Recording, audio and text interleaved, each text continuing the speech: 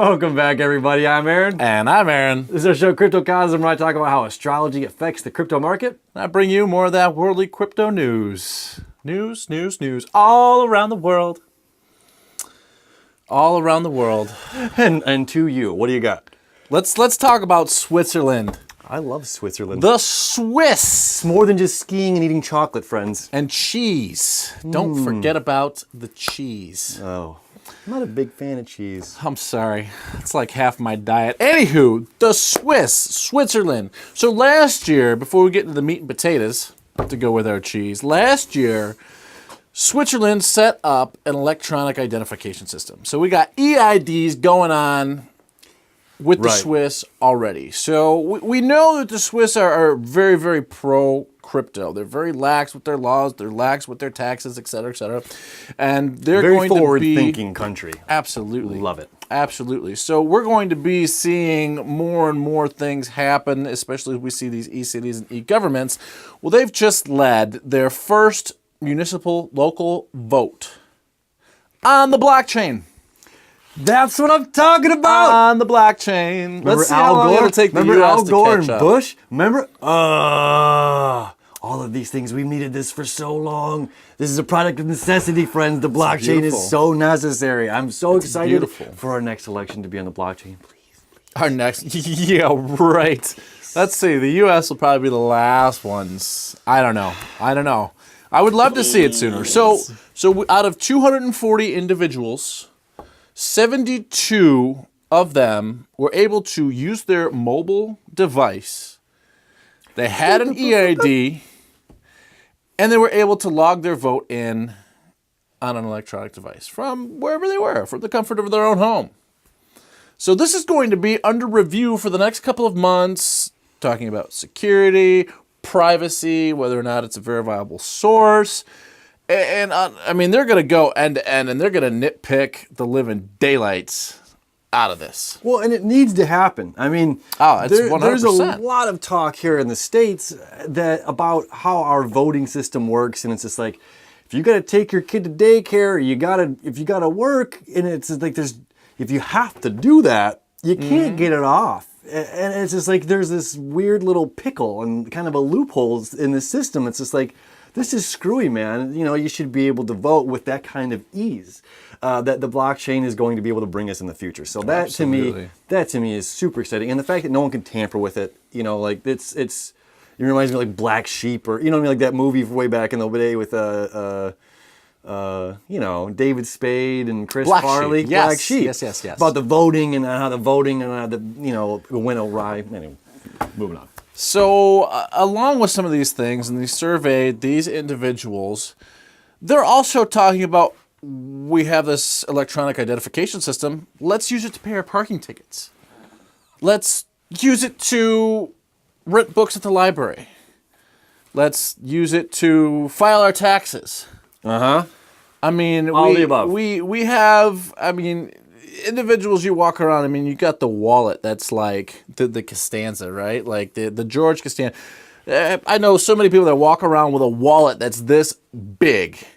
And it's full of business cards, not money. That's all it is. People hand you business cards. Like, or plastic, lots of debt. I mean, you got a membership card for everything. And CVS card, your Walgreens card, Centralized identity is going to be condensing all of that. If you want to get your Speedway card or your library card or this, that, and the other, I mean, and they're starting to do that, and they're using things like mobile phone number. So you can use your mobile phone to access this account, that account, this account. So you only have to remember one thing, which is fantastic.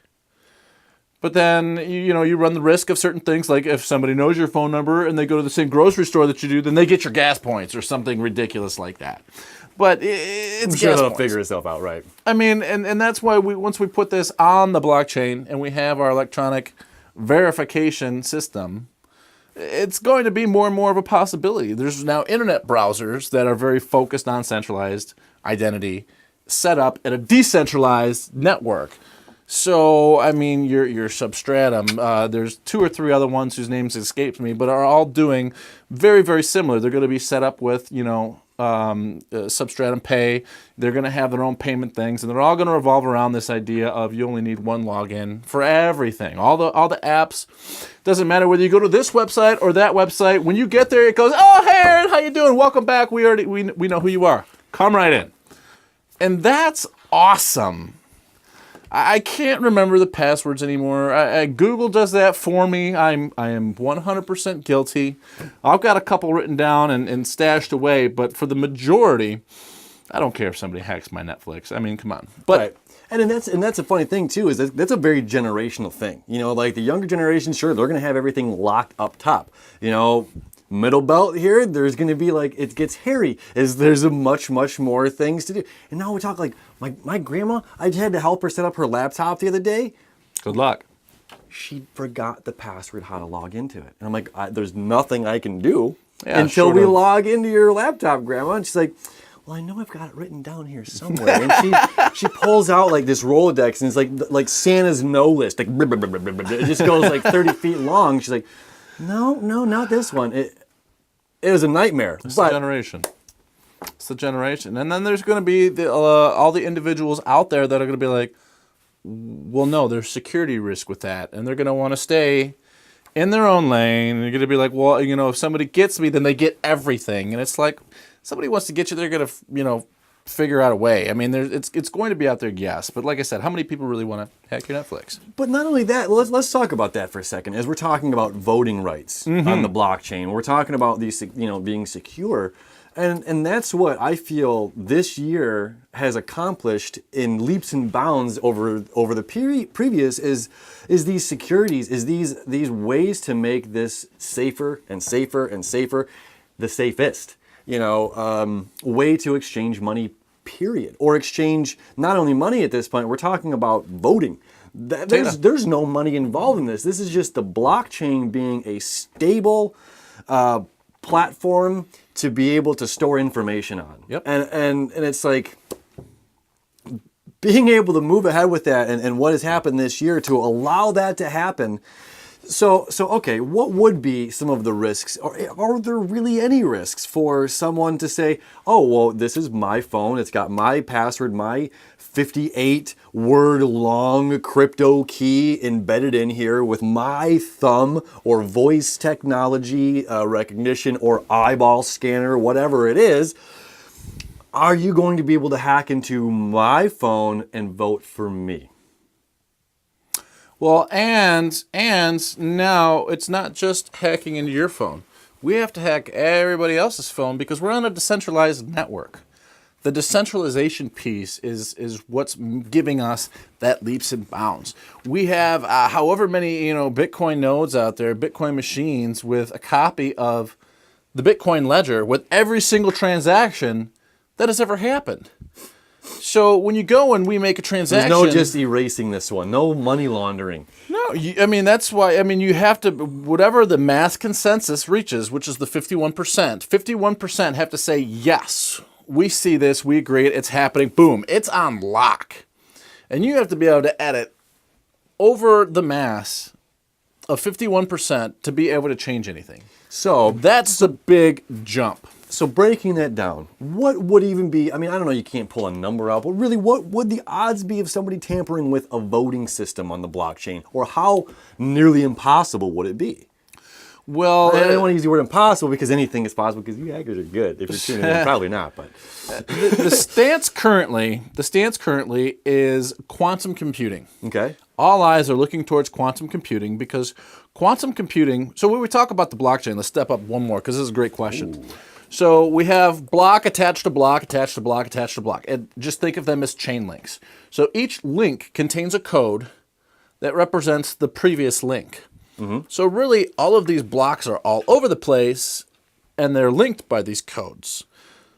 So that's the idea of how these blockchains are set up. Now, if you have to hack every single block in the blockchain back to the Genesis block, which is the number one block. Right, you got to created. Kill the vampires. You got to get to the original one, and you have to do that on 51% of the machines, which could be anywhere in the world. Within 10 minutes, because every 10 minutes a new block is made, or you have to start all over again.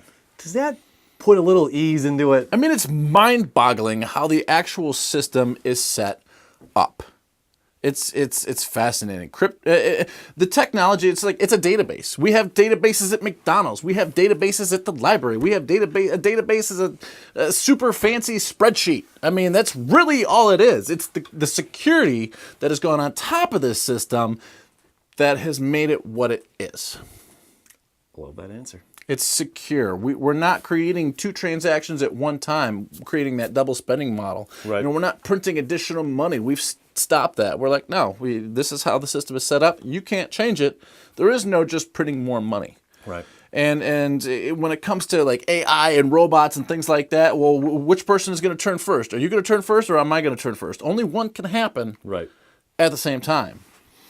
And when we're thinking about self-driving cars and whatnot, it's a matter of if we have one place, let's just say it was the biggest building in the world, and that's where all the stuff, well, if something happens to that one biggest building that's running all the cars that are out there self-driving around, well, we're going to end up with, millions of car accidents.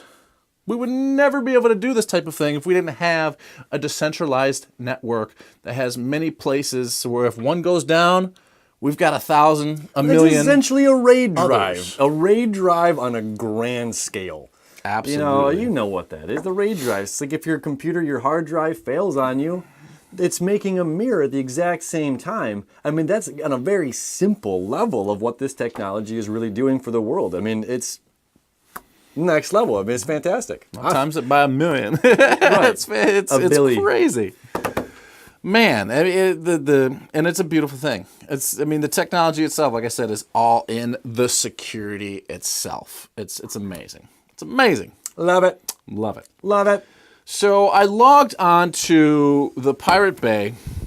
Legally, he was just checking it out. He wasn't downloading anything. I wanted to grab a screenshot of their logo because I'm working on a little side project. And it was the first time I had been there in quite some time. Minutes. And I scrolled down and I had to zoom up, so I saw the fine print at the very bottom of the screen. And we're going to show it on the screen right here. This is what I saw. If you are going to continue using Pirate Bay, you are accepting that we are allowed to mine XMR using your CPU. Which XMR is what, for those who don't know? Monero. Thank you. The private coin. The private coin. It's the number one best security coin out there on the market today because what it does is it takes all the transactions that are made in the block and it mixes them all up so you can't tell who's who. Right. So it's above Verge. It's above Bitcoin. Oh. What is Bitcoin's called? Bitcoin is Bitcoin private. pseudo-anonymous. Bitcoin private. It's only pseudo-anonymous, and you could, there are things to trace it back. But once it's in Monero, that's we don't know. We don't know. So you are actually giving consent, and it really made me scratch my head. I just saw this within the past 24 hours. I'm like, and how long has it been there? That's what I want to know. How long has it been there? How long has it been there? How many other applications am I using have the small print where they're using my mobile phone power, my tablet power, my PCU power to do this? I mean, I think there was $2.4 billion that was mined by using malware in 2017. It was just last year. So you know that $2.4 billion.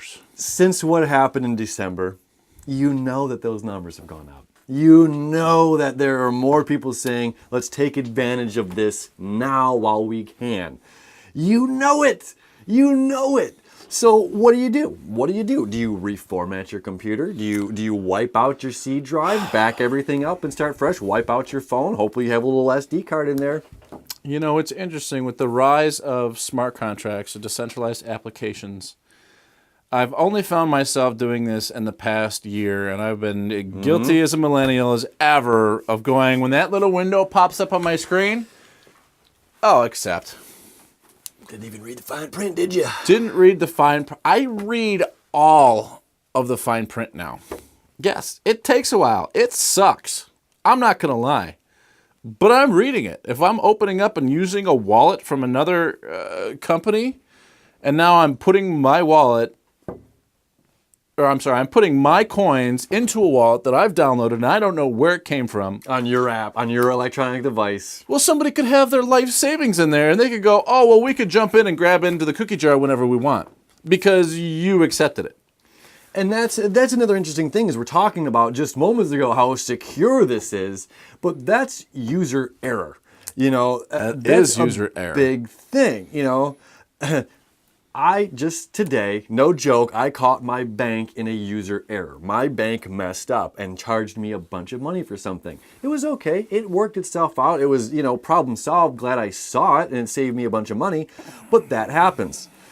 Now, this is interesting as that was like a bank screw up where the blockchain can't screw up. It's impervial or infallible to that kind of At least Bitcoin has at this point. I mean, there are some cryptos out there that have exposed vulnerabilities because they're coming out like wildfire.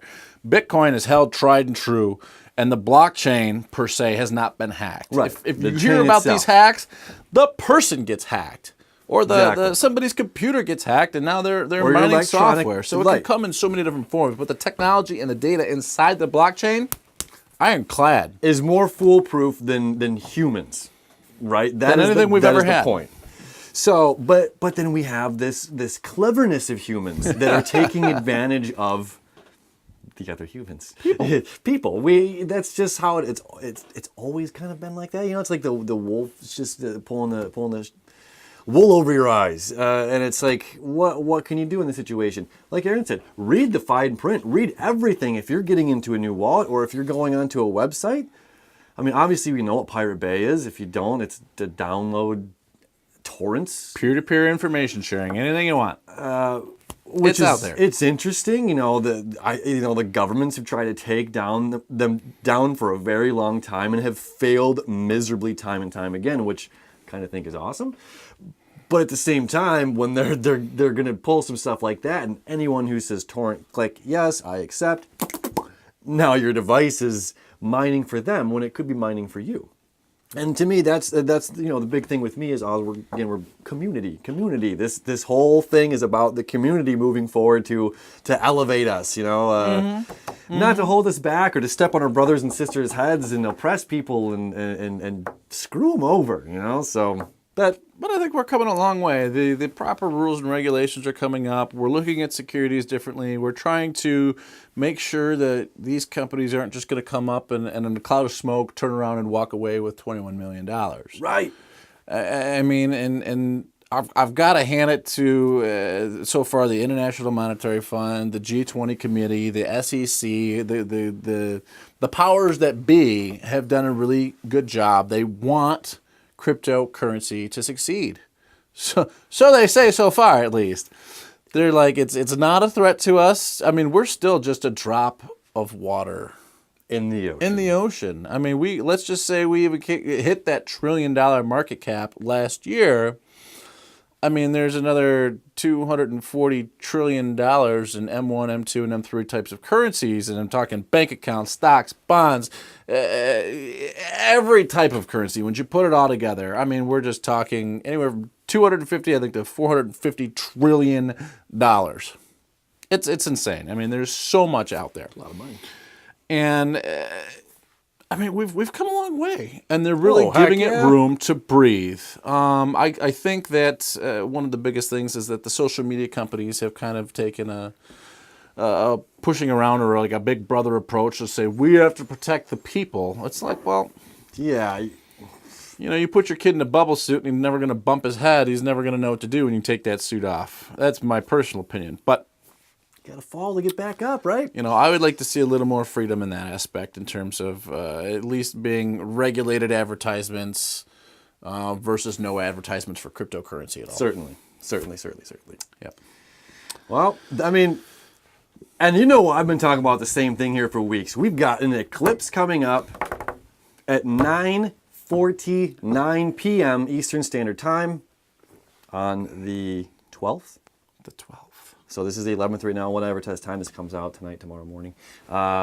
It's a big day, friends. This is a big transformative new moon. All of this stuff happening on the blockchain right now, all of this information, this is where we're moving to. You know, I can't say enough good things about this new moon and this new beginning. The astrology, if I were to show you the astrology on the screen right now, I'm going to spare you because you're just going to, what am I looking at? I don't even know. There's so much going on. Break it down for us. I can't. I don't even, I'm not, I've been talking about it. Honestly, I've been talking about it. I've been talking about the water trine. Today is the last day for that water trine. It's perfect right now, you know, making connection to Jupiter and Neptune and the sun down there in Cancer. And it's like expansion, grow beyond what you know is a possibility. Dig deep within your soul and bring that information up to the top and come to peace with it. That's happening. And tomorrow is, again, the new moon, right 20 degrees, Pluto, 20 degrees at Capricorn. You know, this is a big time to just go inside, find your truth, and let it shine, baby. That's beautiful. Bring it on. Bring it on, world. We've got 6 weeks. 6 weeks of this happening. Every 2 weeks, we're going to have an eclipse. This is a huge transformation. The one that's happening in 2 weeks, that is a sucker punch, okay? Is a sucker punch, and it's going to knock us all down. So get excited right now. This is good energy to get us prepared into that. All right. All right. I'm not saying knock us down as far as the money goes in this market. It very well could. It is a lunar eclipse, which is a full moon. Okay, the new moons are usually a bump. The full moons are usually a hit. Like we had just seen February 15th. That lunar eclipse hit us hard. This is happening again. This is the equivalent to the great American solar eclipse that happened last year. Mm-hmm. It is a near perfect lunar eclipse. The moon is the closest it's been to the Earth the entire 21st century. It is the closest it will be to the Earth your and my lifetime. So the gravity that plays, we know the moon affects the tides, affects the winds. What's going to come and happen to this, and as far as emotionally on a deep level, and again, the moon's going to be in its home sign of Cancer with the sun. And again, this is really calling us to dig deep and transform whatever's going on inside of us, whatever's going on in the outside world. Home to business, we have to make this connection and really dive deep and bring it up and come to peace and then let it shine. Give it legs and let it grow. You know, that's where we're at. I can't say enough exciting and good things about that. I'm going to take it over. Let's turn it do over, it. my boy here. Let's get a little true wisdom card of the day. Now we do it. The problem with the world is that, tell us card, the intelligent people are full of doubts, while the stupid ones are full of confidence. Dunning-Kruger effect. That's what that's called. The Dunning-Kruger effect. Bukowski. The problem with the world is that intelligent people are full of doubts, while the stupid ones are full of confidence.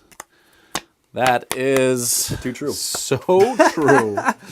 Thanks for joining us. Don't forget to like, share, and subscribe. Hit that little bell button down at the bottom so you guys don't miss a beat. Here on Cryptocosm!